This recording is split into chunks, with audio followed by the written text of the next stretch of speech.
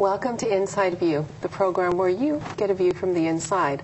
I'm Sarah Lunsford, and my guest today is Sheriff Dennis Downham. Hi, Dennis. How are you doing? Good. Thank you for coming on the program. Thank you. First of all, what is your background? How did you end up becoming Sheriff of Calaveras County? Well, actually, I was raised in West Point, here in Calaveras County, and I went to West Point Elementary, Calaveras High School. Okay. Basically, after high school, I went to the Bay Area and went to work for the Oakland Police Department. I worked there actually for 21 years. And in 1989, I moved back to the county, generally to be closer to my parents, my wife's parents, who are still here. And went to work as a fraud investigator in 1991 here in the county, and ended up running for sheriff in 94 and assumed the office in 95. Okay, so you've been sheriff for 12 years. Yeah, just last January I started my fourth term. Now, how has Calaveras County changed since you've become sheriff? Not since you grew up, but since you became sheriff. That could be a program all by itself. That's right. Actually, it's changed considerably. Certainly, growth motivated most of the change, and with growth comes demands on service, and quite frankly, it has. In the last 5 years, our calls for service have increased about 250%. Oh, really? So I guess the volume of calls and the types of calls that were going on has changed dramatically in the last 10 years or so. Okay. Do you see the changes as a result of people moving up here and expecting more services? Well, yeah, and a lot of people are coming here from the Valley or the Bay Area where a lot of people expect 2-minute response time from their police department, having services immediately available, and quite frankly, some folks call for things that we never used to get calls for. Okay. I mean, people call us because there's a rattlesnake on the property, or their 8-year-old child's out of control, or whatever. And there's just a variety of calls that we really never had before that we're getting now. And certainly people get irritated with us because on non-emergency calls, and we've got 1,100 square miles to take care of. And sometimes we're a long ways off, so our response times are not what they should be. Now, how many sheriff's deputies do you have? Actually, there are 62 sworn positions in the Sheriff's Department. That includes me to the newest vacant position. Okay. We generally, if our patrol staff is fully staffed, we will have 26 deputies on patrol. We never get to that point. Right now, I'm 7 people short, and so we're always having to bring our detective staff over to patrol to work patrol, and just to answer calls for services. So. Okay. Now, with the increase in calls for service, obviously it increases the capacity or the need for larger capacity for the jail. So what happens when there's too many people in the jail, so you can't put people in there? We had a sheriff named Claude Ballard back in 1986, and Claude Ballard was the first sheriff that we can find that put to paper the need for a new jail in Calaveras County. Oh, in 1986? 1986. Wow. In 1992, a court-ordered capacity limit was placed on the jail. At that time, there was 58 bed capacity. Okay. We got some grant monies, one thing and another, added a few more beds. Right now, we have a 65-bed capacity. So every day, basically at 5 o'clock, we have to do a count, and we cannot be over 65 people. And we generally book somewhere around 75 or 80 people a day. And I'm sorry, we don't book that many people a day, but we will have 75 or 80 people in our jail. So generally at the end of the day, we're kicking everybody out over the magic 65 number. And in some cases, we don't even book them in. We cite them and release them because we know that we'd have to release them anyway. It's simply not a good situation. How do you decide who to release and who to keep? Part of it, the biggest part of it is set up. The criteria is set up by the courts. Certainly, it's the last people that we would ever turn loose are people that are there on violent type crimes. But there is, certainly misdemeanors go first. Lower level felonies are kind of based on percentage of their sentences served. There's a whole formula that comes into play. But certainly some people will show up there with 6 months to do, and they'll basically get booked and credit for time served, and they're gone. Really? And we generally run an all-felony jail.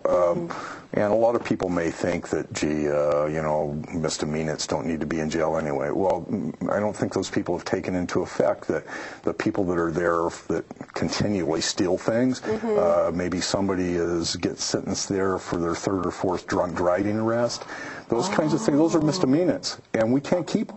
And and quite frankly, if the judge tells someone that they're going to do a certain amount of time, they ought to serve pretty close to that, or it really takes the meaning out of our system. Now, I want to go back a little bit to the early 90s when the judgment was handed down. What actually precipitated it to go to the courts? Well, basically, they were housing about 90 people in that jail at that time. Okay. They had mattresses on the floor. They had mattresses in the hallway. They basically were stacking them in. And quite frankly, there were quite a few during that time period. There were a lot of federal lawsuits being filed that were very costly, very intense. The administration of the Sheriff's Department at that time basically filed a suit against themselves with the local court, and the local courts put the capacity limit, and that was done to fend off a federal suit that would have cost us a ton of money. So it was, even though it sounds weird, it was a good decision. So it kept the federal government from coming in. Yeah. Okay. And you never get away from the feds cheap. No. No, you don't. Now, I just want to fast forward a little bit to what you mentioned about it's basically an all-felon jail. What is the difference between a felony and a misdemeanor? Well, generally a felony, you can go to state prison for it. Generally a much more serious crime, like for theft. If you steal something of a value over $400, it's a felony. If it's under, it's a misdemeanor. It's based on the seriousness of your crime. Okay. Now, are you seeing a lot of people coming back in with misdemeanors? And then just let them go? In 1995, 24% of the people we released early were rearrested while they should have still been in jail. In 06, that number moved over 30%. And I mean, if you think about it, look at the burden it puts on every element of our justice system. I mean, it takes more deputy time to rearrest this. There's another victim. The DA's office has to deal with it. The probation department has to deal with it. The courts have to deal with it. And these are multiple cases that should have never happened, should have never been necessary. There shouldn't have been another victim out there. Okay. Now, ideally, what size jail does Calaveras County need? We had a needs assessment done back in the late 90s. We had it updated about a year ago. We knew we needed to update it because of the unexpected phenomenal growth that was going on. The needs assessment tells us that we need 240 beds to get us out 20 years. And you have 65. You have a 65 cap. Yes. Okay. And our current jail was built in 1963, and it was built in a linear design that's very work intensive. If we had to shut that jail down for whatever reason for 24 hours, empty it out, the state would never let us reopen it. We're grandfathered into everything. The doorways are too small. Is there any way you can just shut it down? Should I say that on television? I've got to have some place to put people. But it's a very unsafe facility. It's dangerous both for inmates and staff. But with people often ask me, why don't you just expand the jail? There's no place to go. That place was originally built to put another story on it. Go up 2 stories. Okay. Real expensive. You almost have to double your staff. But since the jail was built, all the building codes have changed, and nobody would ever allow us to put another story on it. Okay. But quite frankly, when I put the new addition on back in 98 or 99 of the new 8 beds that we got, we took up part of the parking lot, and there's just simply, there's no room, there's no place to go. Well, it's actually, if people take a jail tour, they'll see that where inmates are booked in is not secure. No. The grand jury criticizes us every year for not having a secure area to bring inmates in, and also we don't have any secure way to take them to court. We have to walk them outside, and back into the courtroom. Yeah, it's a deplorable situation, but if we made that a secure area with the necessary fencing and so forth, we'd block off access to basically the fire escape for the courts. Yes. So we can't. There's no way around it. No. So, a few years ago, it looked like there was no way you would ever get funding for your jail. So, bring us up to speed as to what happened in the last. Well, actually, Under Sheriff Walker was here just when the state legislature approved an emergency bill. Yeah. And so what happened with that emergency bill? Well, basically the reason the state funding is coming our way is because the state prison system is severely really overcrowded. Yeah, it has severe problems. A 3-court panel of federal judges is going to make a decision before very long whether to put a cap or a capacity limit on the jail or on the state prison system. Right now they house about 172,000 people in there. The courts have made statements that there shouldn't be over 140,000 people or 135,000. So basically they're talking about turning 40,000 state inmates loose. The state's first reaction was, well, let's push them back to the counties. There's 23 sheriff's departments in the state, or sheriff's offices in the state, that have capacity limits on their jails already. Counties got no place to put them. Now, are most of them rural counties? A lot of them are, but some of them are are bigger counties too. Oh, okay. So the state has a problem. The state sheriffs release about 5,000 people a day early in total. Oh, on the state level. On the statewide. So you add that to the county level, and there's quite a few. No. Or am I confused? That's just county sheriffs like county me. Sheriffs. Oh, release about 5,000 people every day early. Now, on the state prison level, do they release early as well? No. Oh, they don't? No. So it's just on the local level? They do have a parole program. Well, no politician in his right mind wants to be accused of releasing somebody early. Well, that's true. So, that's true. But they don't mind the counties doing it, but the state's not going to do it themselves. Anyway, the initial plan, the state sheriffs objected strongly to it. The state decided to look at the entire system the way it should be looked at. Okay. Because there's not one person in state prison that didn't come through a county jail. I mean, that's just a fact of life. That's the way it works. And they finally recognized that the county jails were in serious bad shape. So they passed AB 900, yes, which provides several billions of dollars. One component of it is to fix some of the prison systems, to build more beds on existing prison grounds. Another component of it is to provide money to counties to build local jails. The third component is what they're referring to as the reentry program, where they bring people that have about a year left to do in state prison. They bring them into a smaller, generally about a 500-bed facility, give them some very intense rehabilitation programming stuff, and Well, basically, that's the three components. Okay. The state has told us pretty clearly that if you don't participate in a state reentry program, there's no use to apply for the money because I mean they're putting all the it's kind of the stick and carrot theory. We have worked very hard for the last several months with San Joaquin and Amador County, and it's basically been approved that the old women's prison down in Stockton will be used as a regional reentry facility for Amador, Calaveras, and San Joaquin County. Okay. So our people that are being released from state prison early will come to that reentry facility for their last 6 months to a year or whatever, and get some very intense programming.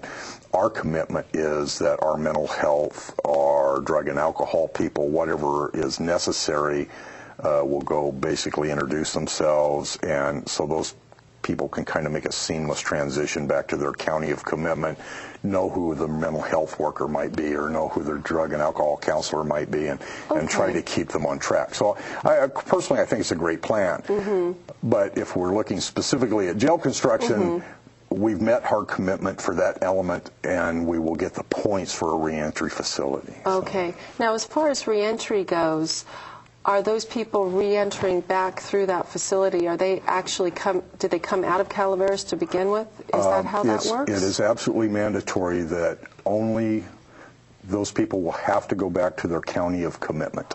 If they were sent to prison from Calaveras County, they will come back to Calaveras County. They're generally our home people, but we're not getting them from anywhere else. Okay. Now, where is the money coming from for the reentry program? That is all part of AB 900, the state legislation. Did they move money from a different... No. My understanding is it's a type of bond that the legislature can approve and sell themselves, basically. Oh, okay. Because there was some confusion about where the money was coming from, I know, at the time. It's all state money. At this point, for the local jail construction, 25% of that will need to be local money. Everything else is coming from the state. And the reentry piece of it is 100% state dollars, 100% state money. Now, there are already programs in the Calaveras County Jail that are similar to sort of reentry programs. This is what I've heard. Well, there used to be. We used to run a really good adult tutoring program. We send work crews out. We had a variety of stuff. We had a lot of drug and alcohol counseling going on. But quite frankly, most of those programs, even our drug and alcohol rehab programs here in the county, our jail has gotten to the point where people are refusing to go to them. So it's taking a lot of meaning away from it. I mean, when you walk into the judge and the judge says, okay, you can go to this program, you're going to pay a fine, you're going to be on probation, you're going to do these things, and the defendant looks at the judge and says, nah, roll it into jail time for me, because they know they're going to get booked and released. So they figure it out. Oh, absolutely. You ought to, any Monday morning, you ought to go over and see the people lined up to turn themselves in. If the jail's full, they're there. And so some people that could be helped significantly by drug and alcohol programs are simply... They just are not availing themselves. There's no motivation. It's easier to go to jail and get kicked. Okay. Now, as far as the new jail goes, obviously you can't build a new jail on its current footprint. Right. Where would the new jail be? Actually, for years, the property below the library, coming down where those portables are, the road department, in that area would be the courthouse and jail. We are looking at other properties, and if we can find a larger property, we would prefer building there because it would make it easier for expansion in the future. But right now, we're guaranteed that property, so we've got the ground, which puts us way ahead again in the grant process. So we're in good shape for ground. And as far as money goes, obviously in November, a bond measure is coming up to help with the 25% grant match. We asked the Board of Supervisors to place Measure J on the ballot for November. The board has certainly recognized the need for what we're trying to accomplish. And basically, it's a $31 million bond issue.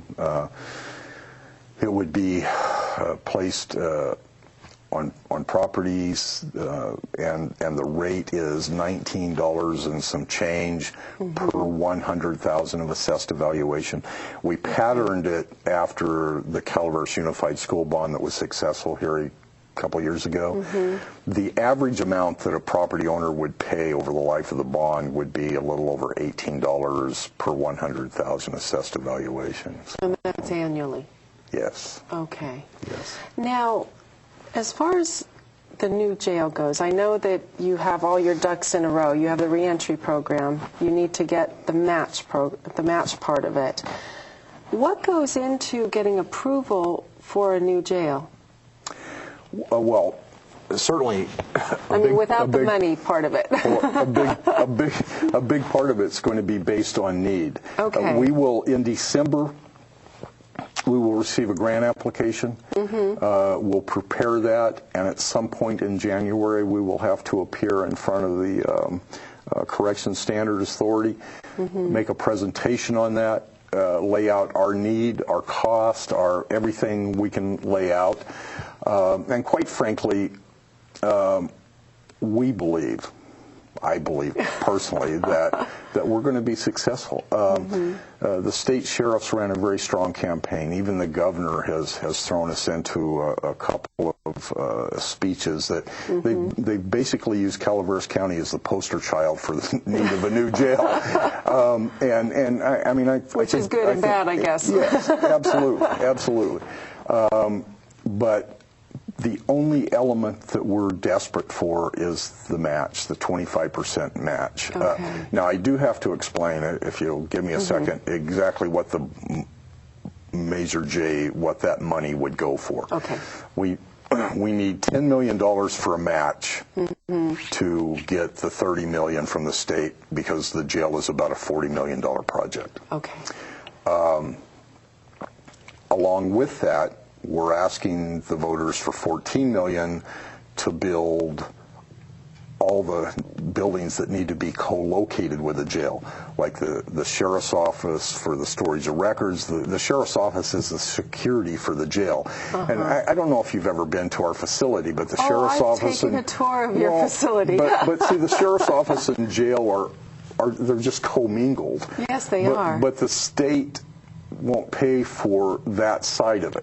They just will pay for the jail. Just for the jail. Okay. So that side of it we need to build ourselves. And so $14 million is dedicated for that. That includes the dispatch center, emergency operating center, housing for the deputies, the evidence records, all those kinds of things. And then there are $6 million in the bond specifically for infrastructure monies, and that's the sewer, water, roads, electricity, gas, all those kinds of things. So that's basically what the money will go for. There is $1 million figured into it for contingencies, and I think that's... Oh, no, I'm sorry, it's not contingencies, it's insurance. Okay. It's insurance for the bond. Now, it's my understanding that this new facility will be built kind of on a pod principle. The jail will be built in a podular fashion where you can add pods. We have to build in the podular design, and if we don't, 20 years down the road, the next sheriff will be cussing us something horrible, because we don't want to put someone in a position they have to build the whole new facility. We want them to be able to add pods and add on, and we believe that we can build a podular facility that will last Calaveras County 40 years or more. Now, is the master sort of thought that the courts will move over right next to the jail facility? We are doing our best to co-locate the jail and the courts. If we're not able to do that, now the courts for Calaveras County have gotten state money. It's in the state budget to fund the Calaveras County courthouse construction. Now that's like a 4 or 5 year project. So if everything works like we want it to work, we will be ahead of them, but not not too much. we need to co-locate, because if we don't, then we have to build in a transportation system to get people from the jail to court and back, and that's an ongoing, never-ending cost that we don't want to take. So it's very important for us to co-locate. Okay. So it's a $31 million bond. Yes. And what is the life of the bond? 30 years, I believe. 30 years. Yes. So essentially $18 per $100,000 of assessed value. Yes. For 30 years. Yes. So Okay. people that are protected by Prop 13 and their house is like $100,000, it's $18. Well, that's not bad. For others, it increases. It's a little more. Yeah. Okay. And what is the cost that is sort of what I call being bled out of the sheriff's department now for turning people away? I don't know that I can give you an exact cost. I know that there are compounding costs, like the rearrests and all those sorts of things. I think it's more a cost to the community, and it's a cost to the security and the lifestyle that we expect here in Calaveras County. When we put somebody in jail and the judge orders them to be there for a specific period of time, and instead they're back out on the street making another victim, it's the quality of life issue, and I think it's a bigger cost for the community than it is us. I mean, it's an irritation, and it demoralizes us to some extent, but the real cost is the community. So it's an intangible, almost Yes. intangible cost. And also you're giving tours, not you personally, but some of your deputies are giving tours. You know, we have set it up. This is critically important to us, and we have set it up where Thursdays and Saturdays we do take individuals, community groups, church groups, fraternal orders, whoever wants to, for a tour of the facility. Okay. And we have certainly had people at the start of the tour basically telling us that, you know, we don't need anything, and by the time we get them out the other end, they're an advocate for us. Okay. We encourage people to come and see what it is we're talking about, because I can tell people all day long how bad the jail situation is, but when they see it, it's a done deal. And we're almost out of time. What time are those Thursday and Saturday tours? I believe they're 9 o'clock, and if they would call 754-6599, we'll set them up. Okay. Well, thank you for coming on the program. I appreciate it. Thank you very much. And thank you for joining us here on The Inside View. We'll see you again soon.